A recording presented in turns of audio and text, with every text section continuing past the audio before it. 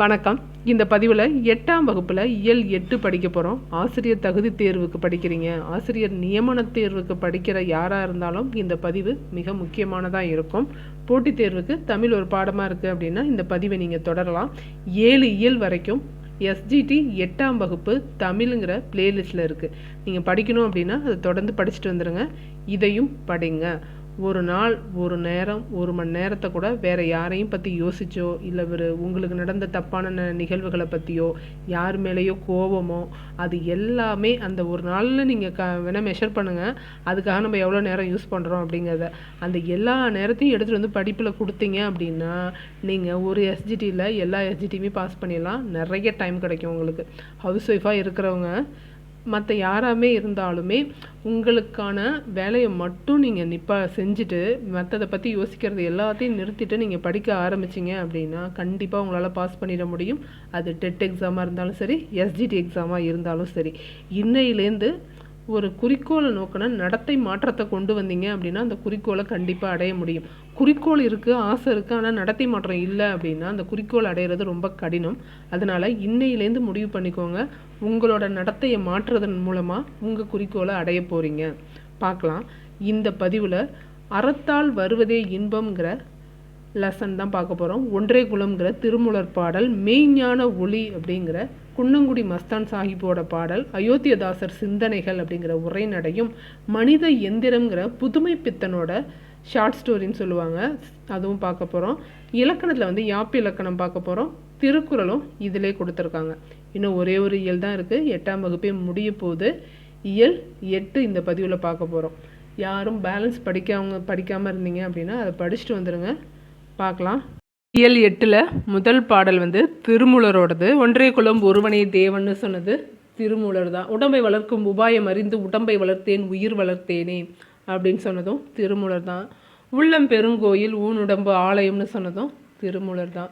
திருமூலரை பற்றின டிஎன்பிஎஸ்சி கேள்வி இல்லாத கேள்வித்தாளே கிடையாது. எல்லா கேள்வித்தாளையும் திருமூலர் வந்துடுவார். சித்தர்கள் பற்றியே கேட்க ஆரம்பிச்சிட்டாங்க. இப்போல்லாம் சித்தர்கள் பற்றி கேட்க ஆரம்பிச்சிட்டாங்க. 11th இயல் 9ன்னு நினைக்கிறேன். முன்னாடி இருந்துச்சு சித்தர்கள் அப்படி சொல்லி, இப்போ குறைக்கும் போது குறைச்சிட்டாங்க. ஆனால் அந்த சித்தர்கள் பாடத்தை தேடி கண்டுபிடிச்சி படிச்சுக்கோங்க நீங்கள் டிஎன்பிஎஸ்சிக்கு படிக்கிறீங்க அப்படின்னா. சரி, இந்த பாட்டு ரொம்ப ஃபேமஸ். 2024 கேட்டிருந்தாங்க. இந்த பாட்டையே கொடுத்துட்டு படமாட கோயில் பகர்வர் கொன்ற இயல் இதில் என்ன மூனை வந்திருக்குன்னு கேட்டிருந்தாங்க. 1 3 வந்திருக்கு இல்லையா? 1 3 வந்தால் என்ன மூனை? இது எல்லாருக்குமே முக்கியமானது. இது கண்டிப்பாக கேட்பாங்க. டிஎன்பிஎஸ்சின்னு இல்லை, எல்லா எக்ஸாமுக்குமே இந்த கேள்வி கேட்பாங்க. 1 3 வந்தால் என்ன மூனைன்னு சொல்லுங்கள் பார்க்கலாம். சரி, நம்ம முதல்ல நூல்வெளி பார்க்கலாம். ஆதி சித்தராக கருதப்படுறது தான் திருமூலர். இவரை பற்றி 63 நாயன்மார்களில் ஒருவர் யாராக இருக்கார் அப்படின்னாக்கா நம்ம திருமூலர் தான். 18 சித்தர்களையும் ஒருவராக இவர் இருக்கார். 2த்துலேயுமே இவர் வராரு. 18 சித்தர் அப்படிங்கிறதே பேர்கள், 18 பேர்கள் அப்படின்னு தான் சொல்லுவாங்க. 11th புக்கில் இருக்கும். 18 சித்தர்களுங்கிறது அவங்க பெற்ற 18 பேர்களை குறிக்கும். திருமூலர் இவர் இயற்றிய திருமந்திரம் தான் 3000 பாடல்களை கொண்டதாக இருக்குது. இந்த நூலை தமிழ் 3000ன்னு சொல்கிறோம். 12 திருமுறைகள் இருக்கு இல்லையா? 12 திருமுறைகளில் தமிழ் 3000 எத்தனாவது பாட்டாக இருக்குது, இல்லைனா திருமூலர் பாடின பாட்டு எத்தனாவது திருமுறையாக இருக்குது அப்படின்னு கேட்பாங்க. 10ஆம் திருமுறையாக இருக்கிறது. 18 சித்தர், 63 நாயன்மார், பாடுனது 10ஆவதாக இருக்குது. எத்தனை நம்பர் பாருங்கள், இவருக்கு 10ஆவதாக பாடியிருக்காரு. 63 பேரில் ஒருத்தராக இருக்கார். 18 பேர் பெற்றிருக்காரு. 18 சித்தர்களையும் ஒருவராக இவர் இருக்கார். திருமந்திரம் என்னும் நூலிலிருந்து 2 பாடல்கள் நமக்கு தரப்பட்டிருக்கு. அந்த 2 பாட்டையும் நாம் இப்போ படிக்கலாம். இது இல்லாமல் இவரோட மூலப்பெயர் கேட்பாங்க. மூலன் அப்படிங்கிறது தான் இவரோட பெயர். இது 9 தந்திரங்கள் இருக்குது. திருமந்திரத்தில் எத்தனை தந்திரங்கள் இருக்குதுன்னு தெரிஞ்சுக்கோங்க. 9 தந்திரங்கள் இருக்குது. இவரோட நூற்றாண்டு 5 இல்லைன்னா 6ஆம் நூற்றாண்டு, 5ஆம் நூற்றாண்டு இல்லைன்னா 6ஆம் நூற்றாண்டுங்கிறதையும் தெரிஞ்சுக்கோங்க. ஆதி சித்தர் யார்? நம்ம திருமூலர் தான். பாடல் பார்க்கலாம். ஒன்றே குலம் ஒருவனே தேவன், நன்றே நினைமேன் நமன் இல்லை, நானாமே சென்றே புகுங்கதி இல்லை நும் சித்தத்து, நின்றே நிலை பெற நீர் நினைத்து உய்மீனே. அதாவது நம்ம எல்லாரும் ஒரே குலம்தான், நமக்கு ஒரே ஒரு கடவுள் தான். நல்லதே நீ நினச்சனா யமன் எதுக்க வந்தால் கூட நீ பயப்பட மாட்ட. அதனால் நல்லதே நினச்சி நல்லதே செய்யுன்னு சொல்கிறாரு. அடுத்த பாடல் வரி தான் ரொம்ப முக்கியமானது. இந்த பாட்டு பார்த்துக்கோங்க. படமாடக் கோயில் பகர்வர்க்கு ஒன்று ஈயில் நடமாடக் கோயில் நம்பர்க்கங்கு ஆகா. நடமாடக் கோயில் நம்பர்க்கு ஒன்று ஈயில் படமாடக் கோயில் பகர்வர்க்கு அது ஆமே. ஃபஸ்ட்டு நீங்கள் பார்க்கும்போது என்னடா இது இப்படி படிக்கணுமான்னு தோணும். அடுத்து 2-3 தடவை படிக்கும்போது இது இவ்வளோ ஈஸியாக இருக்கே அப்படின்னு தோணும். செம்ம சூப்பராக இருக்கும் பாட்டு. 3 தடவை படிங்க, தானாக வந்துடும். படமாடக் கோயில் பகர்வர்க்கு ஒன்று ஈயில் அப்படின்னா படங்கள்லாம் அமைந்த கோயிலை சொல்கிறாங்க. அந்த கோயிலில் போயிட்டு நீ ஒரு காணிக்கையை கொடுத்த அப்படின்னா நடமாடக் கோயில் நம்பர்க்கங்க ஆகா. நடமாடக் கோயில்னா நடமாடுற அடியார், நம்பர்னா அடியார், அவங்களுக்கு அது போய் சேராது. அதே நீ நடமாடக் கோயில் நம்பருக்கு ஒன்று ஈயில் நடமாடுற கோயிலாக இருக்கிற அடியாருக்கு நீ கொடுத்த அப்படின்னா, ஈயில்னா கொடுத்த அப்படின்னா அது ஸ்ட்ரெயிட்டாக இறைவனை போய் சேரும். படமாட கோயில் பகர்வர்க்கு அது ஆமே. ஆமேனா போய் சேருதுன்னு அர்த்தம். ஆகானா போய் சேரலைன்னு அர்த்தம். கோயிலில் போய் நீ காணிக்க கொடுத்தனா அது வெளியில் இருக்கிற அடியார்களை போய் சேராது. ஆனால் நீ அடியார்களை பார்த்து ஒன்று செஞ்ச அப்படின்னா அது இறைவனுக்கே செஞ்சதா அர்த்தம் அப்படின்னு சொல்கிறாரு திருமூலர். சொல்பொருள் பார்க்கலாமா? நமன்னா யமன், சித்தம்னா உள்ளம், நம்பர்னா அடியார், படமாட கோயில்னா படங்கள் அமைந்த மாடங்களை உடைய கோயில். நானாமே அப்படின்னா கூசாமல், உய்மின்னா ஈடேறுங்கள், உய்மின்னா ஈடேறுங்கள், ஈயில் அப்படின்னா வழங்கினாள். பாடல் பொருள் பார்த்தாச்சு. சரியான விடையை தேர்ந்தெடுத்து எழுதுக. அறநெறியில் வாழ்பவர்கள் உயிரை கவர வரும் யாரை கண்டு அஞ்ச மாட்டார்கள்? யமனை பார்த்து கூட அஞ்ச மாட்டாங்க. ஏன்னா நான் நல்லது தான் நினைக்கிறேன். அதுக்கு எப்பயுமே பயப்பட மாட்டாங்க அறத்தோடு இருக்கிறவங்க. அடுத்து ஒன்றே டேஷ் என்று கருதி வாழ்வதே மனித பண்பாகும். ஒன்றே குலம் என்று கருதி வாழ்வதே மனித பண்பாகும். நமன் இல்லை என்னும் சொல்லை பிரித்து எழுத கிடைப்பது நமன் கூட்டல் இல்லை. நமன் கூட்டல் இல்லை. நம்பர்க்கு அங்கு, நம்பர்க்கு அங்கு, அதாவது நம்பர்க்கு அங்குன்னு வரும். இக்கு கான்னு மாறும். ஓகேவா? நம்பர்க்கு அங்கு. அடுத்து மெய்ஞான ஒளி அப்படிங்கிற குன்னங்குடி மஸ்தான் சாஹிப்போட பாடல்கள். ஐம்பொறி ஆசையை அடக்கி அறிவின் வழியில் சென்றால் வாழ்வாங்கு வாழலாம். அவ்வாறு வாழ வேண்டிய முறைகளை விளக்கும் குன்னங்குடி மஸ்தான் சாஹிப் பாடலை தான் பார்க்க போகிறோம். முதல்ல நூல்வெளி பார்க்கலாம். குன்னங்குடி மஸ்தான் சாஹிப் இவரோட இயற்பெயர் கேட்பாங்க. சுல்தான் அப்துல் காதிர். சுல்தான் அப்துல் காதிர் அப்படிங்கிறது தான் இவரோட இயற்பெயர். இவர் இளம் வயதிலேயே முற்றும் துறந்தவராக வாழ்ந்தார். சதுரகிரி, புறாமலை, நாகமலை முதலிய மலைப்பகுதிகளில் தவம் இயற்றி ஞானம் பெற்றார். தவம் செஞ்சு ஞானம் பெற்றிருக்காரு. 3 மலை: சதுரகிரி, புறாமலை, நாகமலை. இவர் எக்கால கண்ணி, மனோன்மணி கண்ணி, நந்தீஸ்வர கண்ணி முதலான நூல்களை இயற்றியுள்ளார். நம்மளோட பாடப்பகுதி குன்னங்குடியார் பாடற்கோவை என்னும் தொகுப்புலேருந்து எடுக்கப்பட்டிருக்கு. இவரோட இயற்பெயர் சுல்தான் அப்துல் காதிர். 3 மலையில் தவம் பண்ணியிருக்காரு. சதுரகிரி, புறாமலை, நாகமலை. 3 பாடல்: எக்கால கண்ணி, மனோன்மணி கண்ணி, நந்தீஸ்வர கண்ணி. பாடல் பார்க்கலாம். கள்ளக்கருத்தை கட்டோடு அறுத்தவருக்கும் உள்ளிருக்கும் மெய்ஞான ஒளியே பராபரமே. உங்கள் மனசில் இருக்கிற தீய எண்ணங்களை கட்டோடு, கள்ளக்கருத்துனா தீய எண்ணம், அதை அடியோடு அழித்தவங்களுக்கு தான் உள்ளே இருக்கிற மெய்ஞான ஒளி தான் பராபரம். காசை விரும்பி கலங்கி நின்று உன் பாத ஆசை விரும்பாது அலைந்தேன் பராபரமே. காசையை பெருசு நினச்சிட்டு இருந்துட்டேன், உன்னோட பாத ஆசை விரும்பாமல் இருந்துட்டேன்னு சொல்கிறாரு. அறிவை அறிவோர்க்கு ஆனந்த வெள்ளமதாய் கரையறவே பொங்கும் கடலே பராபரமே. உண்மையான அறிவை அறிகிறவங்களுக்கு கரையே இல்லாத அளவுக்கு பொங்கும் கடலாக இருப்ப நீனு பராபரமே அப்படின்னு சொல்கிறாரு. அடக்கத்தாம் மாய ஐம்பொறியை கட்டி, அடக்கத்தாம் மாய ஐம்பொறியை கட்டி படிக்க படிப்பெனக்கு பகராய் பராபரமே அப்படின்னு சொல்லியிருப்பாரு குன்னங்குடி மஸ்தான் சாஹிப்பு. சொல் பொருள் பாருங்க. பகராய் அப்படின்னா தருவாய், ஆனந்த வெள்ளம்னா இன்பப்பெருக்கு, பராபரம்னா மேலான பொருள், அறுத்தவருக்கு அப்படின்னா நீக்கியவருக்கு, அறுத்தவருக்குன்னா நீக்கியவருக்கு. மனிதர்கள் தம் டேஷ் தீய வழியில் செல்ல விடாமல் காக்க வேண்டும். ஐம்பொறிகளை தீய வழியில் செல்லாமல் காக்க வேண்டும். ஞானியர் சிறந்த கருத்துக்களை மக்களிடம் பகர்ந்தனர். பகர்தல் அப்படின்னா கொடுக்கறதுன்னு அர்த்தம். பகர்ந்தனர் அப்படின்னா கொடுக்கறது. ஆனந்த வெள்ளம் சொல்லை பிரித்து எழுது. ஆனந்தம் கூட்டல் வெள்ளம். ஆனந்தம் வெள்ளம். உள்ளிருக்கும் அப்படிங்கிறது உள்ளிருக்கும்னு வரும். இல்லு கூட்டல் லீன்னு வரும். உள்ளிருக்கும். அடுத்து உரைநடை பார்க்கலாம். இயல் 8ல் உரைநடை. தென்னிந்திய சமூக சீர்திருத்தத்தின் தந்தைன்னு தான் இவரை சொல்லுவாங்க. இந்த கேள்வி தான் ரொம்ப ஃபேமஸான கேள்வி, இவரை பற்றின கேள்வி. தென்னிந்திய சமூக சீர்திருத்தத்தின் தந்தை யார்? அயோத்தியதாசர். இவரோட சிந்தனைகளை தான் இந்த லெசனில் கொடுத்துருக்காங்க. இவர் பெரியாருக்கே ரோல் மாடலாக இருந்தவர் அயோத்திய பண்டிததாசர். அவரே சொல்லுவார், பெரியாரே சொல்லுவார், நான் இவரை பார்த்து தான் என்னோட பகுத்தறிவு சிந்தனையெல்லாம் வளர்த்துக்கிட்டேன் அப்படின்னு சொல்லுவார். இன்ட்ரொடக்ஷன் பார்க்கலாம். ஒருவருடைய வாழ்க்கை என்பது பிறந்து வாழ்ந்து மறைவதோடு முடிந்து விடுவதில்லை. நேர்மையான சிந்தனையும் செயலும் ஒருவருக்கு வரலாற்றில் நிலையான இடத்தை பெற்றுத்தருகின்றன. ஒரு காலத்தில் மக்களின் மனதில் நின்றவர்கள் பிற்காலத்தில் மக்கள் நினைவிலிருந்து மறைந்து போகின்றனர். கால வெள்ளத்தில் மக்களால் மறக்கப்பட்டு பின்னர் நினைவுக்கு வரும் சிந்தனையாளர்களும் உண்டு. அத்தகைய ஒரு சிந்தனையாளர் தான் இன்றைக்கி நம்ம பார்க்க போகிறோம். இடையில மறந்து போய் இவர் இவ்வளோ பண்ணியிருக்காரு அப்படின்னு திரும்ப எடுத்து பார்க்குற மாதிரியான ஒரு ஆள் தான் நம்ம அயோத்தியதாசர். ஆங்கிலேய ஆட்சி காலத்தில் 19ஆம் நூற்றாண்டின் இறுதி பகுதியிலும் 20ஆம் நூற்றாண்டின் முதற் பகுதியிலும் வாழ்ந்தவர். இவர் பண்டைய இலக்கியம், சமூக, சமய, வரலாற்று ஆய்வுகளில் ஈடுபட்டிருக்காரு. தத்துவம், பகுத்தறிவு ஆகிய கொள்கைகளை மக்களிடம் பரவலாக்கியவர்கள் யாருன்னா தந்தை பெரியாரும் அண்ணல் அம்பேத்கரும். இவர்களுக்கு முன்னோடியாக திகழ்ந்தவர் தான் அயோத்தியதாசர். இதோருக்கு பாருங்க, சிந்தனையாளர் அயோத்தியதாசர். இவரை தென்னிந்திய சமூக சீர்திருத்தத்தின் தந்தை என்று போற்றுவர். தென்னிந்திய சமூக சீர்திருத்தத்தின் தந்தை யார்? நம்ம அயோத்தியதாசர் பண்டிதர். அவரை பற்றி சொல்லியிருக்காங்க. 1845 பிறந்திருக்காரு. மே மாதம் 20ஆம் நாள் சென்னையில் பிறந்திருக்காரு. இவரோட இயற்பெயர் காத்தவராயன். அப்படியே அம்பேத்கர் மாதிரி தான் இவரும். சின்ன வயசில் இவர் ஒடுக்கப்பட்டதுனால நிறைய இன்னல்களை சந்திச்சிருப்பாரு. தம் மீது அன்பு காட்டிய ஆசிரியரது பெயரையே தமது பெயராக வைத்து கொண்டார். அயோத்தியதாசருங்கிறது அவரோட ஆசிரியர் பெயர். அவரோட உண்மையான பேர் காத்தவராயன். இவர் நீலகிரிக்கு சென்று அங்கு வாழ்ந்தார்.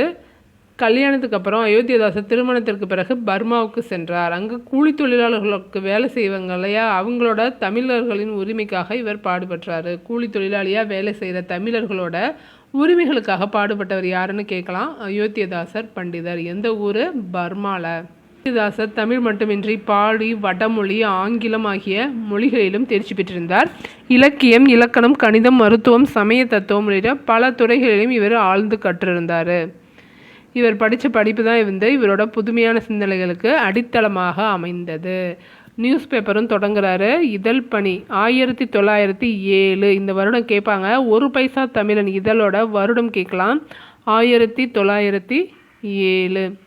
ஒரு பைசா தமிழன் அப்படிங்கிறது ஒரு வார இதழ். காலனா விலையில் தொடங்கியிருக்காரு. ஓராண்டிற்கு பின்னர் அவ்விதழின் பெயரை தமிழன் என மாற்றினார். எல்லாமே முக்கியமானது. 1907 ஒரு பைசா தமிழன்கிற வார இதழை தொடங்குறாரு. அதோட விலை காலனா. ஒரு வருஷத்துக்கு அப்புறம் தமிழன் அப்படின்னு அந்த பேரை மாற்றுறாரு.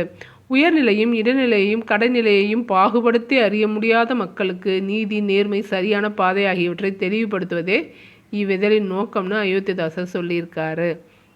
இவர் இங்கே மட்டும் இல்லாமல் தமிழன் இதழ் மூலம் தமிழ்நாடு மட்டுமின்றி Mysore, Kolar, Hyderabad, Rangoon, Malaysia, Australia, தென்னமெரிக்கா போன்ற எல்லா தமிழர்களுக்கும் பகுத்தறிவு சிந்தனையை எடுத்து சென்றிருக்கு இந்த தமிழன் இதழ். எடுத்துகிட்டு போனது அயோத்தியதாசர் பண்டிதர். தமிழன் இதழ் மூலியமாக கொண்டு போயிருக்காரு. அடுத்து கல்வி சிந்தனைகள். ஒரு மனிதனின் அறிவு வளர்ச்சி பெற வேண்டுமானால் கல்வி அறிவு அவசியம் என்று அயோத்தியதாசர் கருதினார். அவர் கல்வி அறிவை பாடமாகவும் கொடுக்கணும். அது மட்டும் இல்லாமல் கல்வியோடு சேர்த்து கைத்தொழில், வேளாண்மை, தையல், மரம் வளர்த்தல் போன்றவற்றையும் கற்க வேண்டும்னு சொல்லியிருக்காரு அயோத்தியதாசர் பண்டிதர்.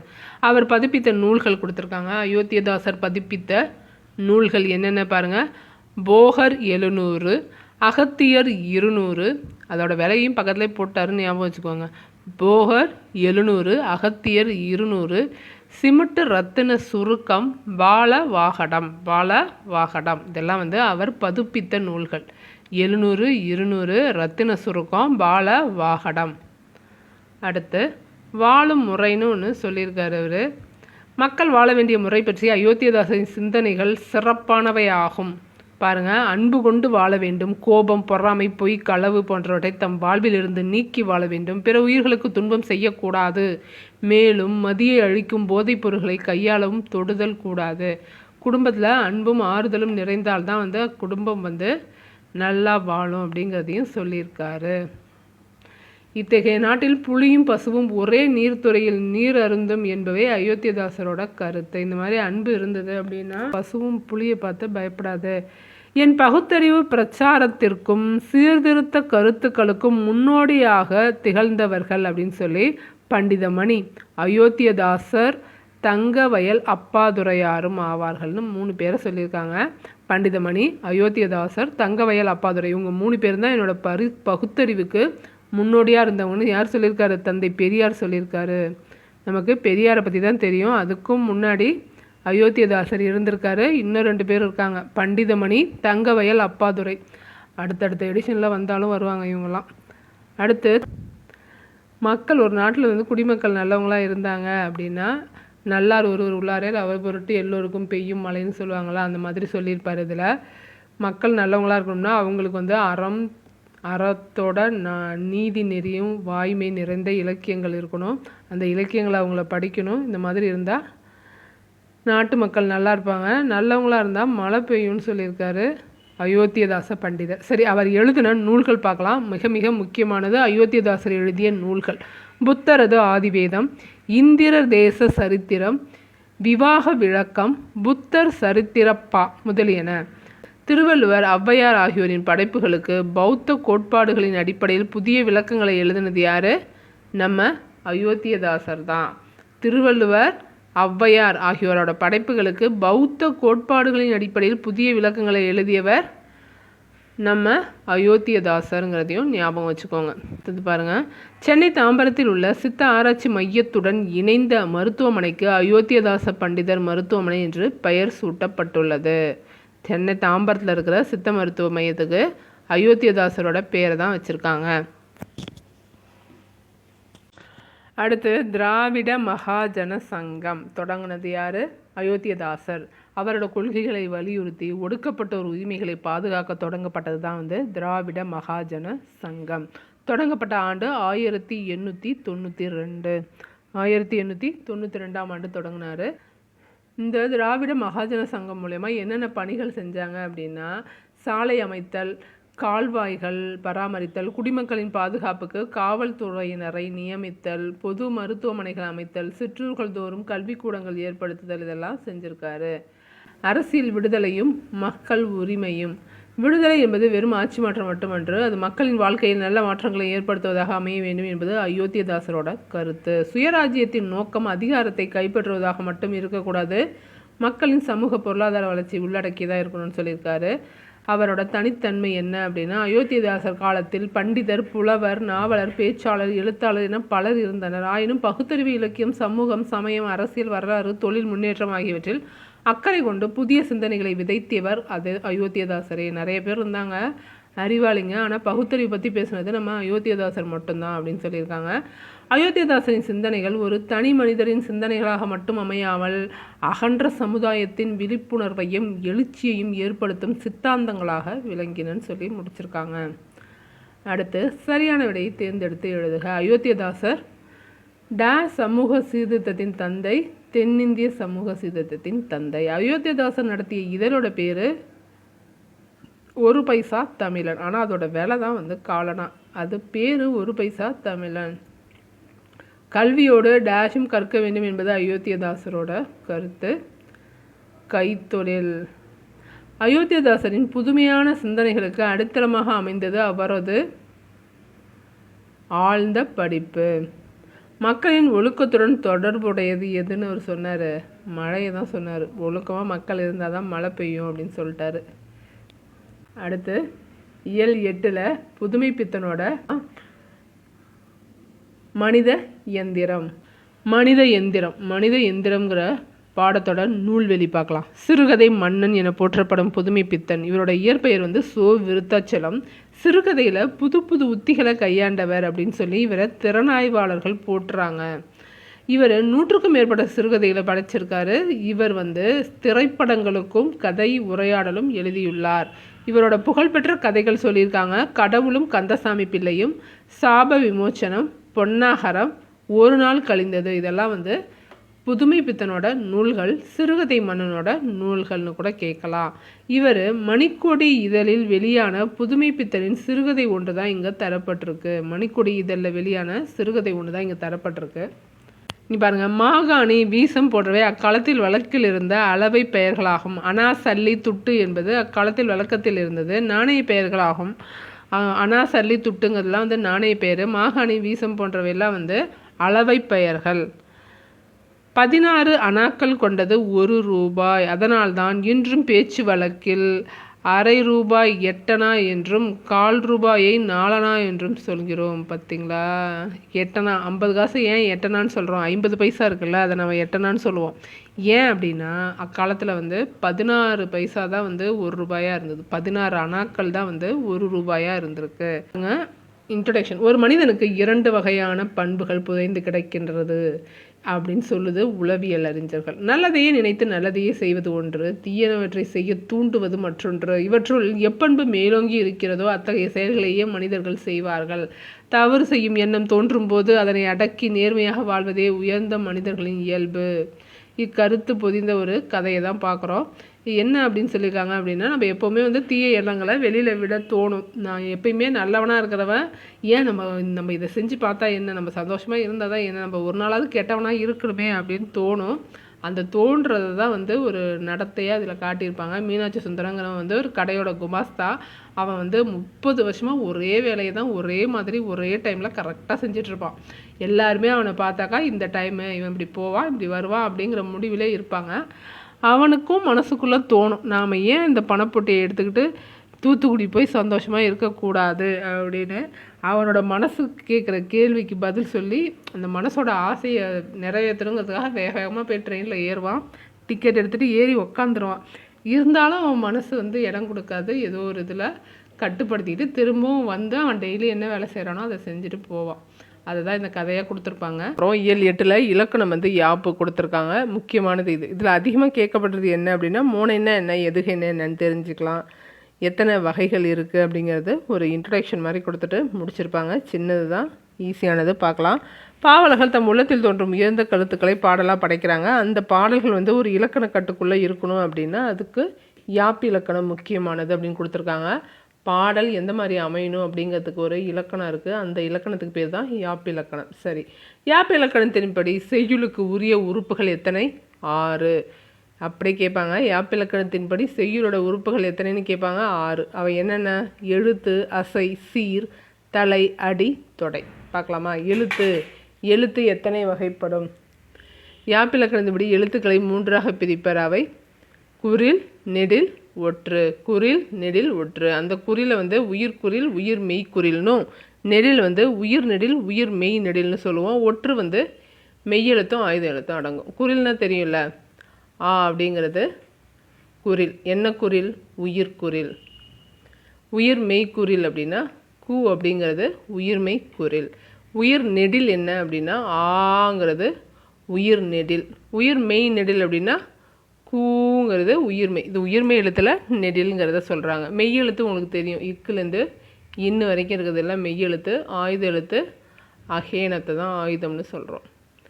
அசை எழுத்துக்கு அடுத்து அசைங்கிற யாப்பின் உறுப்பை பார்க்குறோம். எழுத்துக்கள் ஒன்றோ சிலவோ சேர்ந்து அமைவது அசை. அசை எத்தனை வகைப்படும்னு கேட்பாங்க. அசை 2 வகைப்படும். நேரசை, நிறையசை. மிக மிக முக்கியமானது. ஒரு எழுத்து இருக்குது அப்படின்னா, ஒரு வார்த்தை இருக்குது அப்படின்னா அதை எந்த மாதிரி பிரிக்கணும் அப்படிங்கிறதுக்கு பேர் தான் அசை. அதுக்கான லாஜிக் கொடுத்துருக்காங்க, பார்த்துக்கோங்க. தனி குறில், குறில் எடுத்த ஒற்று. தனி நெடில், நெடில் எடுத்த ஒற்று. இதெல்லாம் வந்து என்னது? நேரசை கொடுத்துருக்காங்க பாருங்கள். குறில் அல்லது நெடில் எழுத்து தனித்து வந்தாலும் ஒற்றுடன் சேர்ந்து வந்தாலும் அது நேரசை ஆகும். ஒரு குறில் எழுத்து தனியாக இருந்தாலோ, குறிலை அடுத்து ஒற்று வந்தாலோ, இருகுறில் அதாவது ஒன்றுடன் ஒன்று சேர்ந்து, அதே மாதிரி நெடிலும் சேர்ந்து வந்தா பாருங்கள். ஒரு குறில் தனித்து வந்தாலோ, குறிலை அடுத்து ஒற்று வந்தாலோ அது நேரசை. அதே மாதிரி ஒரு நெடில் தனித்து வந்தாலோ, நெடிலை அடுத்து ஒற்று வந்தாலோ அது நேரசை. இதே மாதிரி நிறையசைக்கும் கொடுத்துருக்காங்க. குறில் தனியாக வந்ததுன்னா நேரசை, அதே இரு குறிலாக வந்ததுன்னா நிறையசை. அதே தான் இரு குறில் தனித்து வந்தாலோ, இரு குறிலை எடுத்து ஒற்று வந்தாலோ, குறில் நெடில் தனித்து வந்தாலோ, குறில் நெடிலை எடுத்து ஒற்று வந்தாலோ அது என்னென்னு வரும்? நிறையசைன்னு வரும். இது ரெண்டுமே நல்லா தெரிஞ்சிருக்கணும். அப்போ தான் பாக்கி எல்லாத்துக்குமே முக்கியமானது இது, அடிப்படை. எப்படி எனக்கு சொல்லி கொடுத்தாங்க அப்படின்னா, தனித்த குறில் குறிலெடுத்த ஒற்று, தனித்த நெடில் நெடிலெடுத்த ஒற்று, இது எல்லாமே நேரசை. அதே மாதிரி இருகுறில் ஒற்று, குறில் நெடில் ஒற்று நிறையசைன்னு சொல்லி கொடுத்தாங்க. அப்படி படிக்கிறதுனாலும் படிச்சுக்கோங்க. அடுத்து சீர் பார்க்கலாம். ஓர் அசையோ ஒன்றுக்கு மேற்பட்ட அசைகளோ சேர்ந்து அமைவது சீர் எனப்படும். ஓர் அசையோ ஒன்றுக்கு மேற்பட்ட அசைகளோ சேர்ந்து அமைவது சீர் எனப்படும். சீர் எத்தனை வகைப்படும்? 4 வகைப்படும். ஓரசைச்சீர், ஈரசைச்சீர், மூவசைச்சீர், நாலசைச்சீர்னு 4 வகைப்படும். அசை 2, சீர் 4ங்கிறத தெரிஞ்சுக்கோங்க. அடுத்து தலை சொல்கிறாங்க. எத்தனை தலை? 7 தலை அப்படின்னு ஞாபகம் வச்சுக்கோங்க. ராவணன் 10 தலைங்கிற மாதிரி நாம் படிக்கிறது 7 தலை. சீர்கள் ஒன்றுடன் ஒன்று பொருந்துவதை தான் தலை என்பர். முதல் சீரின் இறுதியிலும் வரும் சீரின் முதலிலும் உள்ள அசைகள் எவ்வகை அசைகள் என்பதை பொறுத்து தான் தலைகள் அமையுது. சொன்னோம் இல்லையா? முதல் சீர் லாஸ்ட்டு, அடுத்த சீரோட முதல் அசை, இந்த 2 அசையும் சேர்றதை வச்சு தான் தலைகளை வகைப்படுத்துகிறாங்க. அந்த தலைகள் 7 வகைப்படும். அடுத்து அடி. 2 அல்லது 2க்கும் மேற்பட்ட சீர்களை கொண்டு அமைவது அடி ஆகும். அடி 5 வகைப்படும். அடி 5 வகைப்படும். தொடை. செய்யுளில் ஓசை இன்பமும் பொருள் இன்பமும் தோன்றும் வகையில் சீர்களுக்கு இடையிலோ அடிகளுக்கு இடையிலோ அமையும் ஒற்றுமையை தான் என்னன்னு சொல்கிறோம்? தொடைன்னு சொல்கிறோம். நல்லா ஞாபகம் வச்சுக்கோங்க. செய்யுள்ள ஓசை இன்பம் பொருள் இன்பம் வர்றதுக்காக சீர்கள்லையோ அடிகள்லையோ ஒரு ஒற்றுமையை கொண்டு வருவாங்க. அந்த ஒற்றுமையை தான் தொடைன்னு சொல்கிறோம். இந்த தொடை 8 வகைப்படும். முதன்மையான தொடைகளை மட்டும் இங்கே ஷார்ட்டாக சொல்லியிருக்கோம், பார்த்துக்கோங்க அப்படின்னு சொல்கிறாங்க. முதல்ல என்னது? மோனை, எதுகை, இயைபு, அந்தாதி. இது 3 என்னென்னு 4 என்னென்னு பார்த்துக்கோங்க. மொத்தம் 8 தொடை இருக்குது. நாம் பார்க்க போகிறது 4 தான். முதல் எழுத்து ஒன்றி வர தொடுப்பது மோனை. ஒரு செய்யுளில் முதல் எழுத்துக்கள் ஒன்றி வருது அப்படின்னா அது சீராக இருக்கட்டும் இல்லை அடியாக இருக்கட்டும், அது மோனை. அதாவது சீராக இருந்தால் சீர்மோனை, அடியில் ஒன்றி வந்ததுன்னா அதை அடிமோனைன்னு சொல்லுவாங்க. அதே மாதிரி 2ஆம் எழுத்து ஒன்றி வருவது எதுகை. இறுதி எழுத்தோ அல்லது இறுதி ஓசையோ ஒன்றி வர தொடுப்பது இயைபு. ஒரு பாடலின் இறுதி சீர் அல்லது அடியின் இறுதி பகுதி அடுத்த பாடலின் முதல் அடியாக வருவது தான் என்னது? அந்தாதி. முதல் எழுத்து ஒன்றி வந்தால் மோனை, 2ஆம் எழுத்து ஒன்றி வந்தால் எதுகை, இறுதி எழுத்தோ ஓசையோ ஒன்றி வந்தால் அது இயைபு. இறுதி வார்த்தையோ இல்லை ஓசையோ அடுத்த பாடலோட அடுத்த பாட்டுக்கு ஸ்டார்டிங்காக எடுத்து வச்சாங்க அப்படின்னா அந்தாதி. அந்தம் ஆதின்னு அர்த்தம். தொடக்கம் முடிவு 2 சேமாக இருக்கும். அதுதான் அந்தாதி தொடைன்னு சொல்கிறாங்க. அடுத்து பா வகைகள். பா வகைகள் மொத்தம் 4 இருக்குது. பா 4 வகைப்படும். அவை வெண்பா, ஆசிரியப்பா, கழிப்பா, வஞ்சிப்பா. சரி, வெண்பாவோட ஓசைகள்லாம் கூட கொடுத்துருக்காங்க. வெண்பா என்ன ஓசை உடையது? செப்பல் ஓசை உடையது. பெரும்பாலும் அறநூல்கள் பலவும் வெண்பாவால் அமைந்தவை. ஆசிரியப்பா அகவல் ஓசை உடையது. சங்க இலக்கியங்கள்லாம் ஆசிரியப்பாவால் அமைந்தவை. கலிப்பா துள்ளல் ஓசை உடையது. கலித்தொகை கலிப்பாவால் பாடப்பட்டது. வஞ்சிப்பாங்கிறது தூங்கல் ஓசை உடையது. இந்த இலக்கணத்திலே நிறைய வகைகள் தான் அதிகமாக இருக்குது. நல்லா பார்த்துக்கோங்க. செய்யுளோட உறுப்புகள் மொத்தம் எத்தனை இருக்குது? 6 இருக்குது. செய்யுளோட உறுப்புகள் 6. எழுத்து 3 இருக்குது. குறில் நெடில் ஒற்றுன்னு கொடுத்துருக்காங்க. யாப்பை பொறுத்த வரைக்கும் எழுத்தை 3ஆக தான் பிரிப்பாங்கங்கிறது ஞாபகம் வச்சுக்கோங்க. அதே மாதிரி அசை என்ன சொன்னனே ஞாபகம் இருக்கா? அசை 2 வகைப்படும். அதே மாதிரி சீர் 4 வகைப்படும். ஓரசை, ஈரசை, மூவசை, நாலசைன்னு சீர் 4 வகைப்படும். அதுக்கடுத்து தலை 7 வகைப்படும். தலை 7 வகைப்படும்.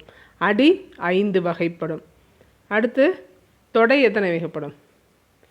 தொடை 8 வகைப்படும். தொடை 8 வகைப்படும். அதில் 4 மட்டும் நம்ம பார்த்துருக்கோம். அடுத்து லாஸ்ட்டாக என்ன வகை கொடுத்துட்டாங்க? பா வகைகள் கொடுத்தாங்க. பா எத்தனை வகைப்படும்? 4 வகைப்படும். இது எல்லாத்தையுமே கரெக்டாக பார்த்துக்கோங்க. இந்த ஓசைகளையும் கேட்பாங்க. வெண்பா செப்பல் ஓசை, ஆசிரியப்பா அகவல் ஓசை, கலிப்பா துள்ளல் ஓசை, வஞ்சிப்பா தூங்கல் ஓசை. இதோட இலக்கணம் முடியுது.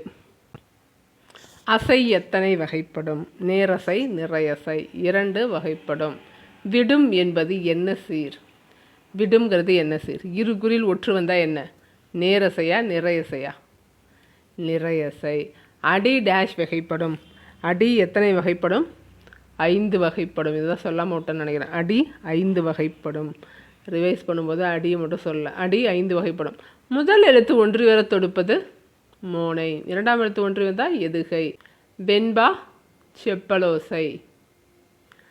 ஆசிரியப்பா அகவலோசை ஆணு வரும். களிப்பா துள்ளலோசை. வஞ்சிப்பா தூங்கலோசை. வஞ்சி தூங்குவான்னு ஞாபகம் வச்சுக்கோங்க. வஞ்சி தூங்குவா. வஞ்சி தூங்கலோசை. கலைச்சொல் அறிவோம். கலைச்சொல் அறிவோம். தொண்டு சேரிட்டி. ஞானி அப்படின்னா சயின்ட். தத்துவம் அப்படின்னா ஃபிலாசபி. தத்துவம்னா ஃபிலாசபி. இன்டெகிரிட்டினா நேர்மை. இன்டெகிரிட்டி நேர்மை. பகுத்தறிவு ரேஷ்னல். சீர்திருத்தம் ரீஃபார்ம். சீர்திருத்தம் ரீஃபார்ம்.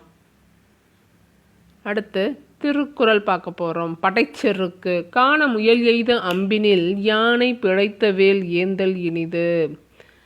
பொருள்: காட்டு முயலை வீழ்த்திய அம்பினை ஏந்துவதை விட யானைக்கு குறிவைத்து தவறிய வேலை ஏந்துவது பெருமை தரும். பெரிய முயற்சியே பெருமை தரும். இதில் என்ன வந்திருக்கு? பிரிது மொழிதல் அணி. அதாவது ஓமையை மட்டுமே சொல்லிட்டு அப்படியே விட்டாங்க. அதனால இது பிரிது மொழிதல் அணி.